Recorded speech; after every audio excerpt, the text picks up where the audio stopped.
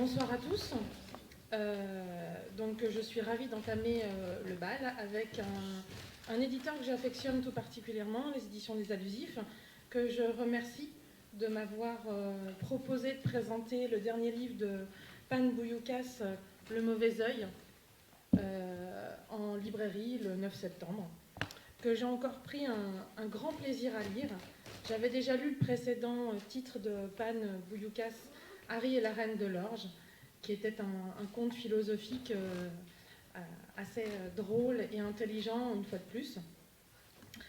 Ce soir, je voudrais vous parler du Mauvais Œil, mais pour faire souvent des rentrées littéraires où on me mâche toujours le travail et où on me raconte toute l'histoire, j'ai choisi de vous parler de mes impressions de lecture plutôt que de vous raconter l'histoire. Je trouve pas ça très intéressant de vous dire qu'à la fin, il meurt. Ça m'intéresse pas. Donc du coup, je voulais prendre cet angle-là. La lecture du Mauvais Œil, c'est une lecture... on s'embarque dans un univers, c'est un univers farfelu. L'univers de Pan Bouilloukas est empreint de plein d'influences différentes. C'est un auteur qui est né en Grèce, qui a grandi au Liban, qui vit maintenant au Canada. Donc on retrouve un petit peu de tout ça et de toutes ces influences dans ses romans. Le côté farfelu, par exemple, ça peut être que les personnages n'ont pas de nom. Les personnages sont nommés par leur surnom. Une des héroïnes, aimant beaucoup le bleu, s'appelle Madame Lapis-Lazuli. Et vu que c'est elle qui porte la culotte dans son couple, son mari, c'est Monsieur Lapis-Lazuli. Une autre héroïne, c'est la piano, sous prétexte qu'elle donne des cours de piano, et son mari est l'architecte à cause de son métier. On croise aussi également le coq, le hibou et plein d'autres personnages. C'est un roman extrêmement drôle. On n'en rencontre pas tous les jours, des romans drôles en librairie. Drôle, extrêmement bien écrit, une écriture précise, courte et qui va à l'essentiel. Il ne s'embarrasse pas de superflu.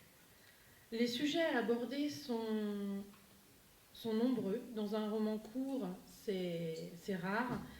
Et ça en fait un roman efficace.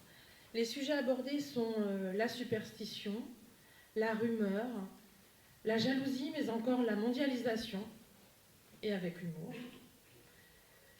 La peur de l'étranger et de l'inconnu. Il traite surtout des relations humaines. On va évoluer sur une île grecque. C'est un microcosme que nous donne à voir Pan Bouilloukas, avec son œil aiguisé et attentif. Pour moi, Pan Bouilloukas est un auteur attentif de ce monde et de ce qui se passe dans le monde, et il se sert du roman pour nous montrer ses dysfonctionnements. J'ai pris beaucoup de plaisir à le lire, j'ai beaucoup ri, et je vous le conseille vivement. Voilà.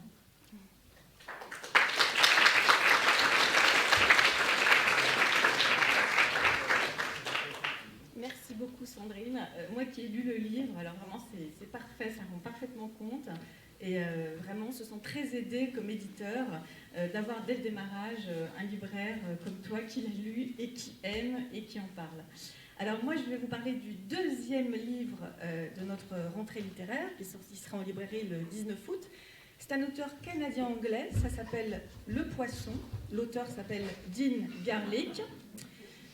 Et c'est un livre terriblement étrange, même s'il commence de manière terriblement banale, avec un de ces anti-héros complètement perdus dans leur époque, comme on les aime. Alors il s'appelle Patrick Kay, c'est un assistant social complètement débordé, épuisé par sa clientèle, en banqueroute sentimentale. Comme il le dit, il n'est même pas foutu de réussir un fantasme. Alors quant à ses vraies relations, n'en parlons pas, elles se désintègrent toutes les unes après les autres. Et donc dans sa vie banale, il se trouvait dans une laverie automatique. Un jour, il remplit un formulaire de sondage, et puis il l'oublie, et puis quelques semaines après, il a gagné le gros lot, et il se retrouve sur un paquebot dans les Caraïbes, où évidemment il se met à fantasmer sur une jolie jeune femme, et tout à coup, elle est ennuyée, il veut la défendre, ça tourne mal, et cet homme passe par-dessus bord. Et voilà, il part pour la noyade. Sauf que finalement, il finit par se réveiller, accueilli par un gentleman anglais et qui lui apprend qu'il se trouve dans la vessie natatoire d'un poisson préhistorique. Alors il ne peut pas lui dire comment. Ce gentleman a 156 ans et il se trouve que ce poisson, selon certains critères mystérieux, de temps en temps, décide, depuis des siècles, d'avaler des naufragés. Bon, c'est une revisitation complètement loufoque de la légende de Jonas. Et ce qui est formidable, en fait, c'est qu'évidemment, il va se passer plein de choses. Alors, il y a des personnages complètement incroyables, un guerrier maori, un boursicoteur, une sorcière, une petite fille sadique. Il y a des nuances un peu à la Lewis Carroll. Enfin bon, et en même temps, on croit complètement à cet univers. Par exemple, il décrit très précisément l'architecture. Alors, ce gentleman anglais de 156 ans habite dans un truc qui a l'air du croisement d'un chalet suisse et d'une barque norvégienne. Parce qu'en fait, ils font leurs habitations avec tout le brick et le broc qui est avalé par ce poisson et qui est une sorte de conglomérat de tous les débris de la civilisation occidentale. Donc à partir de ce qu'ils appellent le tas, dans lequel il y a le pire, le plus merveilleux, les plus grands trésors et le plus odieux, chacun puise, et puis ça permet à l'auteur de faire une satire complètement brillante et délirante de la civilisation occidentale. Alors il trouve des cadavres d'esclaves, donc il a la vision de l'esclavage à un moment, et puis là il y a une comparaison absolument formidable entre ce tas et cette espèce d'amas de choses et Internet, avec aussi une espèce d'amas de choses sans hiérarchie, et où tout tombe, dès qu'on trouve quelque chose, paf, ça tombe dans la poubelle du déjà vu. Voilà, donc un livre vraiment très insolite, comme on les aime, aux allusifs, la découverte d'un auteur avec un ton, une écriture, voilà, et j'espère que vous aurez plaisir à faire un petit séjour dans cette vessie natatoire.